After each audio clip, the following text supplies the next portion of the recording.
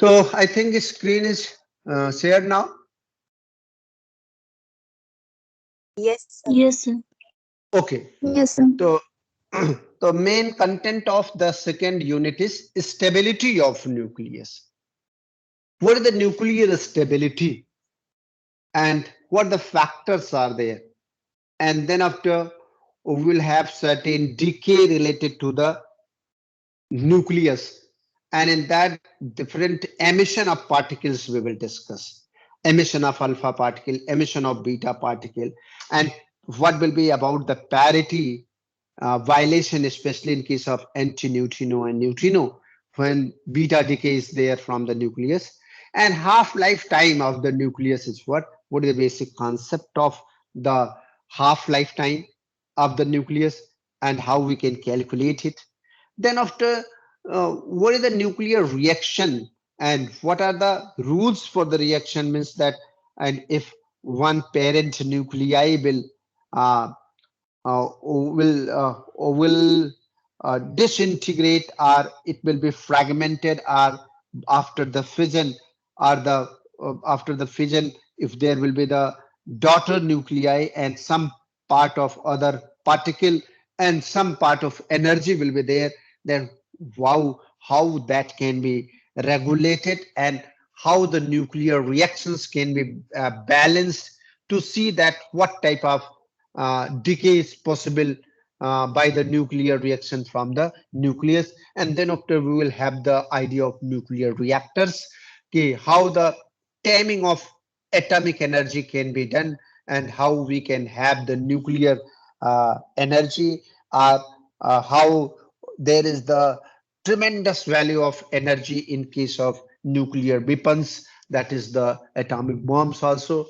And at last, although that was essentially required, that's why I managed to have the discussion from the Prashantji regarding to the nuclear models first. So this is all about for the content of this second unit. So here we have a very beautiful picture in which the different dots are there, different uh, uh, small dots are the lines are there, and this is the plot corresponding to the proton and neutron.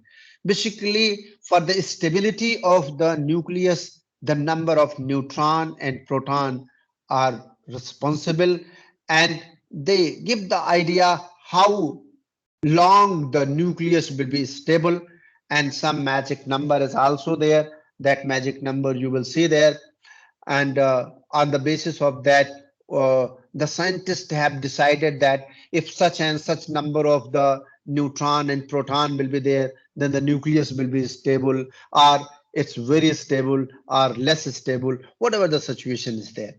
So here we will have the binding energy of the nucleus against the dissociation into any other possible combination of the nucleons, that is example of the nuclei R and S. Here we are taking that this B, that is the binding energy, is equal to the this Mr plus Ms minus the binding energy, or the minus the M of ZXA, basically multiplied by C square. Basically, what the idea which I was want to tell you people, that the mass, what amount of the mass is changing, and if that has been converted into energy, then that is known as the binding energy, which usually we have discussed and we have uh, solved the numerical problems related to this binding energy also. Proton or the neutron separation energy, अगर हमें neutron और proton को separate करना है तो क्या separation energy होगी? The energy required to remove one proton और one neutron from the nuclide, all stable and unstable nuclei that are sufficiently long lived to be observed of the more than 3000 nuclides, known only 266 are stable. Means that if you are talking about the huge number of nuclides, that is 3000 in number, then only few are the stable one. That is approximate number is 266. Radioactivity is the decay of unstable nuclides by the emission of particles and the electromagnetic radiation. Figure which has been given in this half of the slide right side is the search chart showing the N versus S for the stable nuclides. Notice that as N increases, as A increases, the stable nuclides leave the N is equal to Z line and prefer more neutrons that protons. This is probably due to the increasing influence of repulsion among the protons. Basically, what is happening? What is the main reason for instability? Although there are different causes which are still under debate that why this stability of the nucleus is lagging when we are moving towards the higher values of A. But one most consensus point is here, and authentically and logically it appears true also. If we are increasing towards the more number of proton, then obviously the protons are positively charged, then they will repel to each other and stability of the nucleus will be in danger. So you might have seen here up to 40, 45, age equal to 45, or moreover you may consider it up to the more or less up to the 60, below the 60. The straight line that shows that N is equal to Z is very close to the points which has been drawn here as a black point. Means that when N is equal to Z, then most of the nucleus will be stable. And you might have seen that how much number of proton on the x-axis and how much neutron are there in the respective nucleus is on the y-axis. When they are equal to each other, then obviously the stability is more. But as soon as we are moving towards the higher value of A, the stability of the individual nucleus becomes in danger, or you can say that becomes unstable. There are no stable nuclides with age equal to 5 or 8. The nuclides, uh, the nuclide decays immediately into two helium nuclei.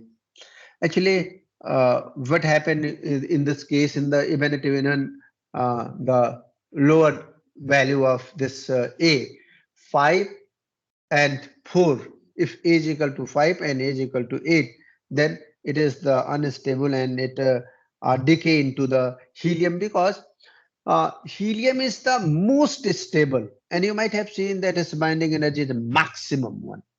So that's why nearby values of A, which may correspond to the helium, they uh, they convert immediately into the nuclei of the helium to have its most stable condition.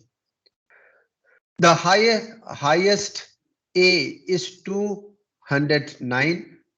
There are so-called Iceland of the stability above this.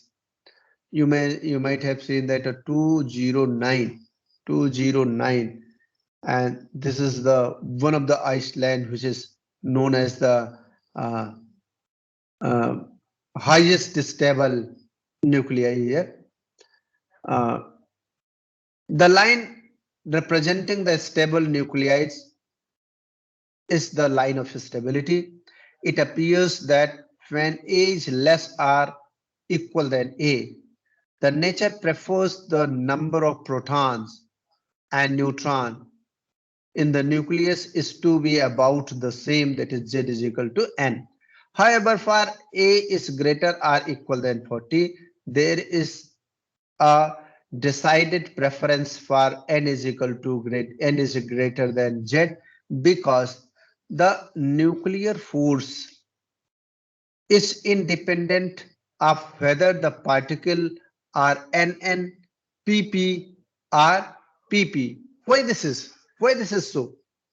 Why the nuclear force is independent of NN, NP, and PP? Sir, Anybody because of it you? is related to its constituent Yes, particles. obviously, this nuclear force is is due to the interaction between the constituents of the nuclides. ये proton proton है या neutron neutron है, इनके बीच में कूलामिंग interaction से nuclear force का कुछ लेना देना नहीं है. That gives the idea about this stability and binding energy. But the nuclear forces are always dependent that for the constituent particle and how they are interacting with each other. So that's why it has been written here, mentioned here, that the nuclear forces are independent whether the particles are N, NP, or NP. As the number of protons increases, the Coulomb force between all the protons becomes stronger until it eventually affects the binding significantly. That's why they becomes unstable. As far nuclear stability is concerned, the interestingly, most stable nuclei have Eben value of A. Eben value of A. In fact, certain values of Z and N correspond to unusually high stability in nuclei. These values of N and Z are called the magic number. Numbers are, यानी आपको ये जान के बड़ा आश्चर्य होगा कि किसी भी तरीके की लॉजिक, किसी भी तरीके का रूल, किसी भी तरीके का आर्गुमेंट अभी इसको फिट नहीं बैठ रहा है कि भाई ये न्यूक्लियाई क्यों इतने स्टेबल हैं, और न ये बात इस पे चल रही है कि बहुत छोटे हैं, न ये बात इस पे चल रही है कि बहुत बड़े हैं. तो आखिर ऐसा क्यों है? तो इसके लिए जब इसका कोई प्रश्न का जवाब नहीं मिला तो उन्होंने कहा भाई ये जो अद्भुत नंबर हैं ये सब मैजिक नंबर हैं, इनको मैजिक नंबर नाम दे दिया जाए, और मैजिक नंबर रखने वाले जितने भी न्यूक्लियाइड्स हैं वो मोस्ट स्टेबल हैं. तो इसमें कहा गया, ये देखा गया, ऑब्जर्व किया गया कि these values of N and Z are called the magic number, and ZRN, if ZRN is equal to 2, 8, 20, 28, 50, 82, and 20, 126, then it is observed that these are the most stable nuclei. The most stable nuclei even both the most stable nucleids have both even Z and N. ये सबसे ज्यादा stable observe किया गया है कि जब N और Z दोनों इवन हो तो इवन न्यूक्लियाइड्स, जैसे हम ये कहें कि 2He4, इसीलिए 2He4 सबसे ज्यादा स्टेबल न्यूक्लियाई माना जाता है. माना किया जाता है ही है, ऑब्जर्व भी किया गया experimentally. Only 4 stable nuclides have odd Z and odd N, that is odd nuclei, that is 1H2, 3 helium-6, 5 boron-10, and 7 nitrogen-14. Let us have some idea about the radioactive decay, because it is also one of the important parts related to the stability of the nucleus. In the stability diagram, above a particular value number of there are no nuclei. जैसे आपने देखा होगा 226 के बाद ऊपर कोई nuclei दिख ही नहीं रहा है.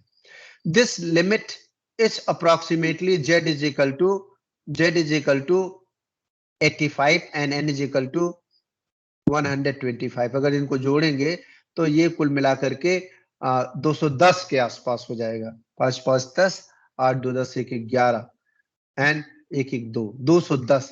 above which there is no stable nuclei, which is clear from the figure. आपने देखा होगा कि ये डॉट्स वगैरह आप ऊपर जाते हुए तो वो डॉट्स इस नंबर के बाद अब डिसअपियर हैं, कोई डॉट वहां दिख नहीं रहा है, because there are unstable nuclei. And the most evident and most accepted logic for the same is if we are increasing the number of the protons, then obviously due to the Coulomb repulsion between them, the nucleus becomes unstable. This suggests that the heavy nuclei above to the mentioned values of Z and N is not stable. This can be understood with the help of semi-empirical mass formula based on binding energy. You might have read it that ABA minus AS a to the power 2 by 3 minus AC Z into Z1 Z into 1 upon a to the power half minus AA Z a minus 2Z whole square upon a plus minus delta. So as far alpha decay is concerned, emission of a particle from the nucleus means one part of it is very small and other part is large. अच्छा ये बताइए कि decay और fission में क्या अंतर है? Anybody of you people? What is difference between the nuclear? आकांक्षा तुम मत बताना, कोई और बताएगा कि what is the difference between the emission or the alpha decay, beta decay and fission of a nucleus?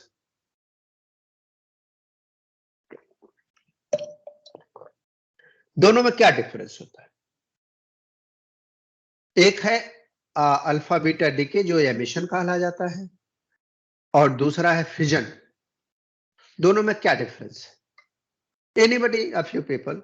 सबके लिए ओपन है, कोई बताए. Sir, fission is when a larger atom splits into two or more. और इसमें decay में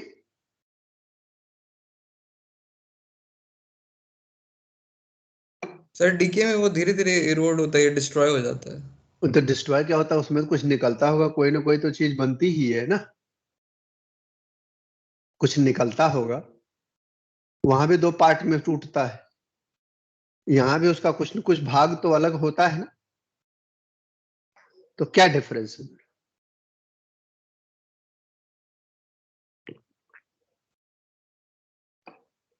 आकांक्षा बताओ तो. नौरीन. सर जो रिएक्टिव डीके होता है, this is a self process and in fission we have to bombarded the heavy neutrons on the nucleus. कोई बात नहीं, नौरीन बताओ. सर न्यूक्लियर फिजन जो होता है वो उसमें कोई बड़ा न्यूक्लियस जो होता है वो स्मॉल पार्ट्स में स्प्लिट होता है, पर रेडियो एक्टिव डीके में ब्रेक डाउन होता है एटॉमिक न्यूक्लियस का, जिससे एनर्जी और मैटर रिलीज होते हैं न्यूक्लियस से. रोली है, रोली बताए.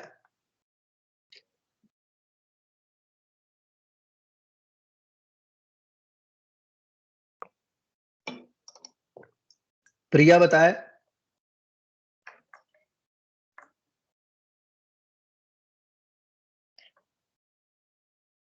सपना.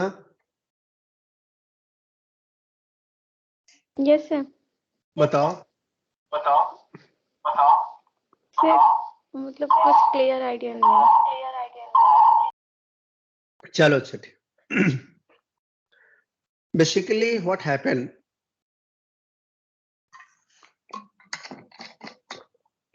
in both the cases nucleus is going to be reduced in its constituent particle, but the difference is that if fission is there then both the part are comparable to each other, उसके जो fragments होंगे. But in case of emission, in case of this nuclear decay, alpha particle and beta particle, one part will be very small and other part will be very large. This is the difference in the decay as well as in the nuclear fission. In the fission, both the fragments which we are getting after the fission they are of a comparable size. But in case of decay, in case of emission of alpha and beta particle, one is very small and other is very large. The smaller part, just that has been mentioned here, the emission of particle from the nucleus means that one part of it is very small and other part is very large. The smaller part may be the alpha particle, beta particle, or the gamma particle. In splitting, if the splitting is in comparable size, then we will call it as a fission. Emission of alpha particle is the most dominant. The nucleus 2He4 has the binding energy of 28.3 million electron volt. That's why it is the most stable, most stable. If two protons and two neutrons in a nucleus are bound by less than 28.3 million electron volt, then the emission of alpha particle is possible. Means that the possibility of alpha particle is abundant because very less nuclei have their binding energy more than that value. That's why the alpha emission of alpha particle is most abundant. For example, if we are taking that ZXA and one alpha particle has been released, then obviously Z will be reduced by 2, A will be reduced by 4. So Z minus 2, XA minus 4, that is plus 2He4 plus Q, that is the energy, where Q is the positive energy. Actually, this energy may be the positive energy, it may be the negative energy, depend on the situation and circumstances, what type of situation is taking place.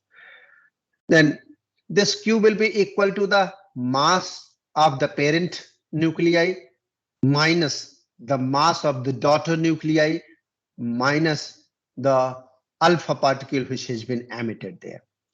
And then corresponding binding energy we will write here. And the binding energy of the helium is fixed and it's very high, and it can be estimated by the same. It can not be estimated by the same empirical formula, mass formula.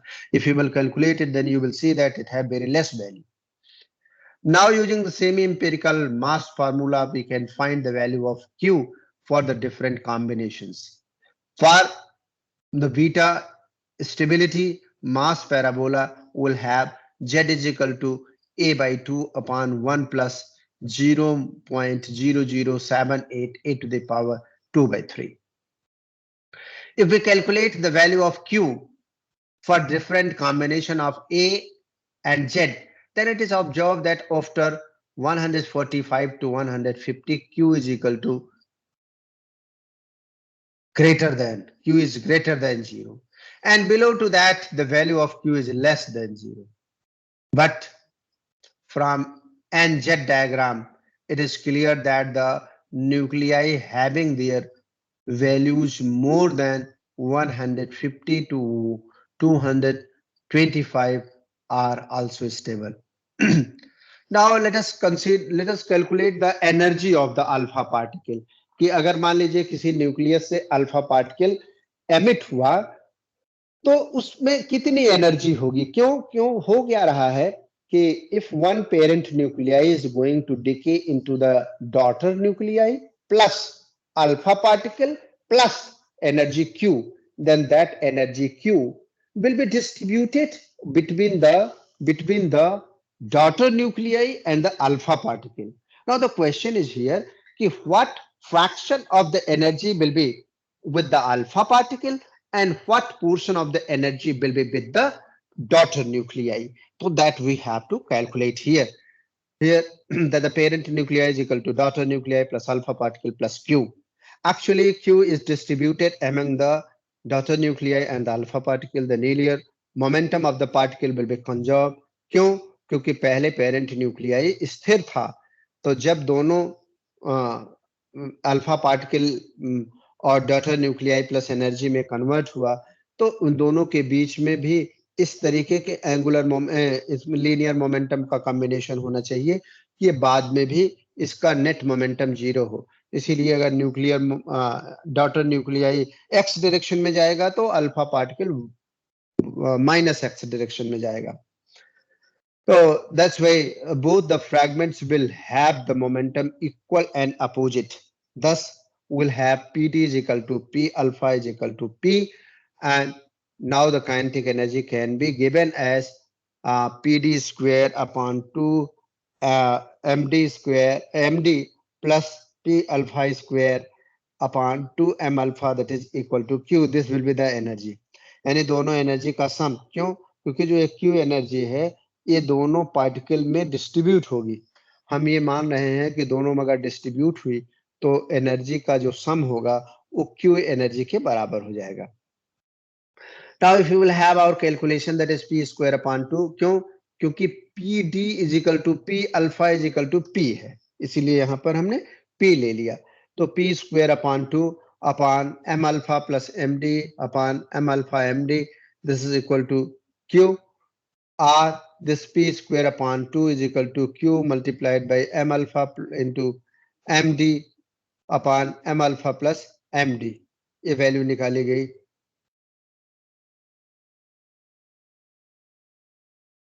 अच्छा, इसको बराबर कर दिया गया, mathematically इधर कर दिया गया. अब नाउ के अल्फा की वैल्यू निकाली, यानी अल्फा पार्टिकल की क्या काइनेटिक एनर्जी होगी. तो K alpha is equal to P square upon 2 M alpha. अब यहाँ पर क्यू पी स्क्वायर की वैल्यू रखी गई, that is Q times M D upon M alpha plus M D. क्यों? क्योंकि नीचे से वो जो पार्ट था एम अल्फा का, वो एम अल्फा को ऊपर को कट कर दिया. And this is equal to Q times A minus 4 upon A, or this is equal to Q into 1 minus 4 upon A. And similarly, we will try to have the value of the daughter nuclei. Then that is equal to Kd is equal to P square upon 2 Md is equal to Q times M alpha upon M alpha plus Md is equal to Q multiplied by 4 divided by A, that is the 4Q upon A. ये बहुत important equation है. ये equation कई बार काम आती है exam में कि व्हाट विल बी द, केवल ए की वैल्यू जाननी है और अगर क्यू दिया गया है तो आपको एनर्जी पता चल जाएगी. तो ये कई बार ये क्वेश्चन पूछा जाता है आपके कॉम्पिटिटिव एग्जामिनेशन में. To estimate the energy of the alpha particle for, जैसे एक एग्जांपल भी दिया गया कि if A is equal to 200 then what will be the K alpha. Then obviously Q multiplied by 1 upon 1 minus 1 upon 50. 1 upon 50 कैसे हो गया भाई? 1 अपॉन 50 कैसे हो गया? रोली बताओ.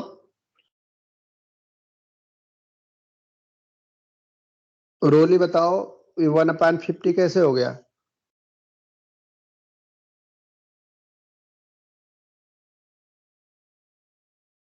हैदी की मोबाइल ऑन करके चली गई.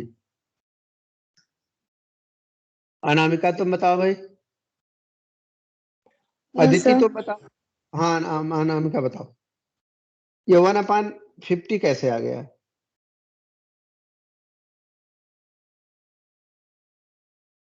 अदिति तुम बताओ बेटा.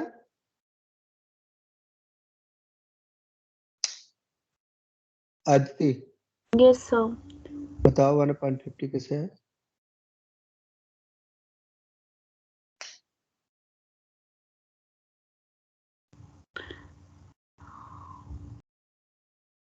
सर अभी Q 1 minus 4 upon A है तो हाँ, तो सर अभी सी बात है 200 रखा गया तो 1 अपॉन 50 नहीं हो तो जाएगा. फिर 1 upon 25 हो जाएगा इस वजह से.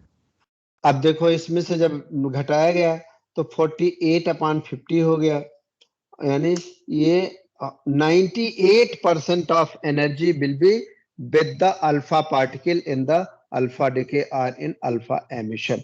Okay,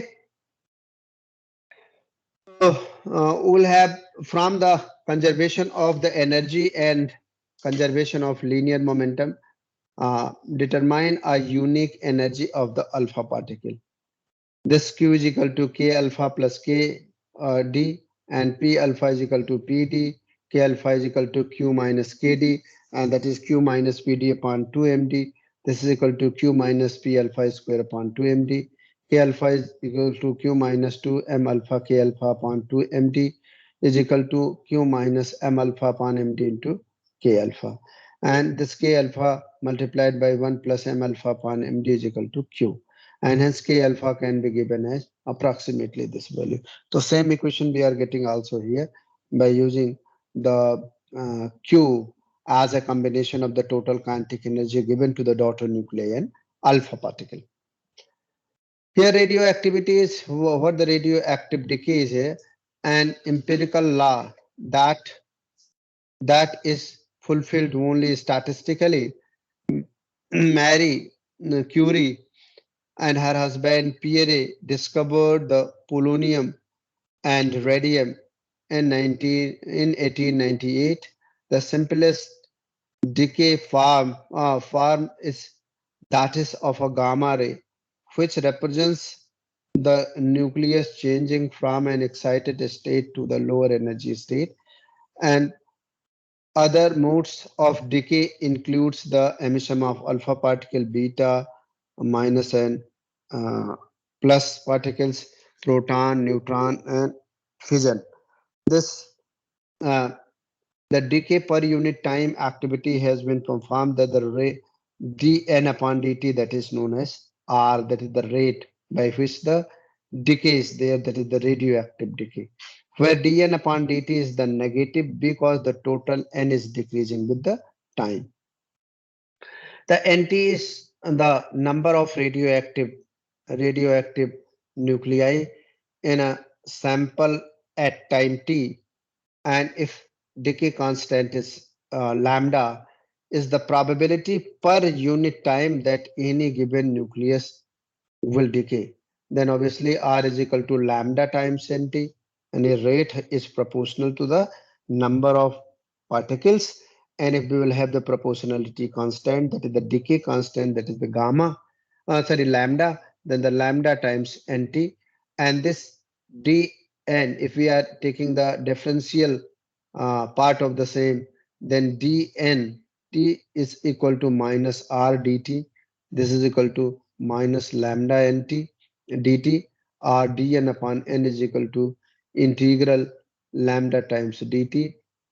Integrating this one, ln n is equal to minus lambda t plus constant, and hence nt is equal to e to the power minus lambda plus lambda t plus constant.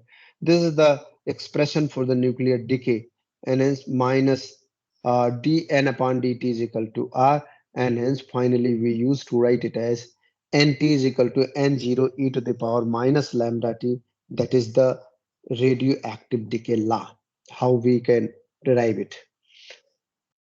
And the activity R is also given as dn upon dt minus dn upon dt is equal to R. R is equal to lambda times nt, or lambda times n0 e to the power minus lambda t is equal to R0 e to the power minus lambda t, where R0 is the initial activity at t is equal to 0. Half-life, that is the half of the mean lifetime tau, are defined on the basis of decay constant. This n of half lifetime is equal to n0 upon 2, यानी वो time जिसमें initial value of particle आधा रह जाए. तो obviously कि time मतलब nt means nt half lifetime, that is equal to n0 upon 2, and that is equal to n0 e to the power minus lambda t half. और ln half is equal to logarithm में ले लिया गया दोनों तरफ, and ln half is equal to ln e to the power minus lambda t half, and this is equal to minus lambda t half. RT half is equal to minus ln half upon 2 plus that is equal to ln2 divided by lambda, and that is equal to 0.693 upon lambda. This is the formula for the half lifetime. That's why it has been stated in the beginning that the half lifetime depends that what is the decay constant of a particular radioactive material. The mean lifetime tau is equal to 1 upon lambda, that is t half is equal to ln2, and the time is taken to arrive at n0 upon E.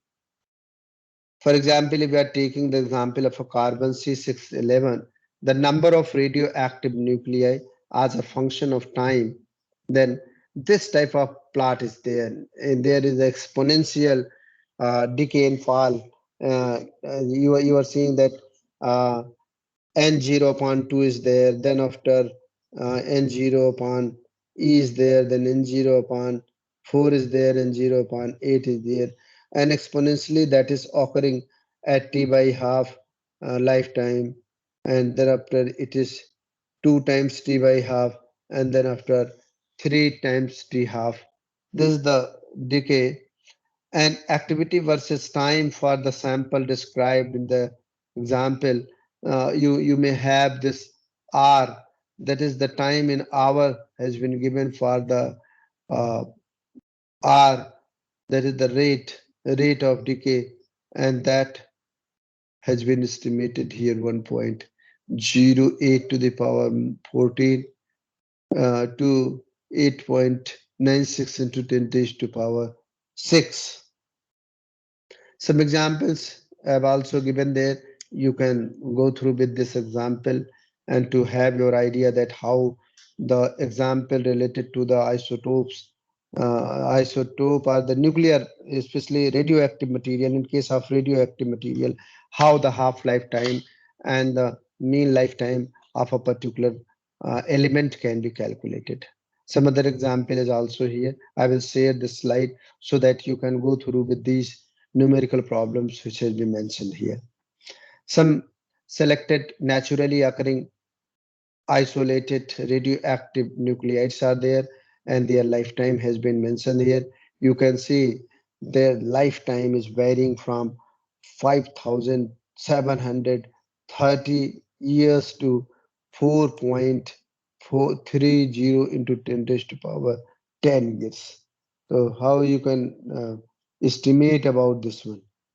How you can estimate? You might have seen that uh, uh, 187 RE that have its lifetime, that is 4.3 to 10 raised to power 10 year, and it have its abundance 62% in my nature. And when it disintegrate, then its daughter nuclei becomes in its corresponding values what has been mentioned here. This when 187 Re disintegrated, then it is changing into the 187 OS.